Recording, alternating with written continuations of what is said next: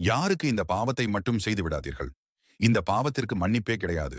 பாவம் என்பது கடவுளின் பார்வையில் தவறு என்றும் ஒழுக்கக்கேடான செயல்கள் என்றும் கருதப்படும் ஒரு செயலை செய்வதாகும். இதில் ஒரு சில பாவங்கள் மன்னிக்கக்கூடும். ஆனால் இந்த பாவம் செய்தால் மட்டும் மன்னிப்பே கிடையாது. அடுத்தவரின் மனைவி அல்லது கணவன் மீது ஆசைப்படுவது, அடுத்தவரின் பணத்திற்கு ஆசைப்பட்டு அவரின் சொத்துக்களை அபகரிக்க நினைப்பது மகாபாவம்.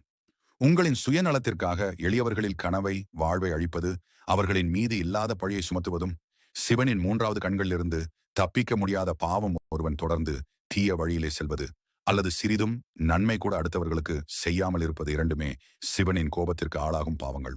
கர்ப்பிணிகளிடம் மிக மோசமாக நடந்து கொள்வதும், அவர்களை தீய வார்த்தைகளால் திட்டுவதும், அதேபோல் மாதவிலக்கின் போது பெண்களை திட்டுவதும் பாவத்திற்கான வழிகளாகும். இன்னொருவரை பற்றி அப்படமான பொய் கூறி அவரை சீர்குலைய வைப்பதும் சிவனுடைய கோபத்திற்கு ஆளாக நேரிடும். இது போன்ற பாவங்களை செய்தால் மன்னிப்பே கிடையாது.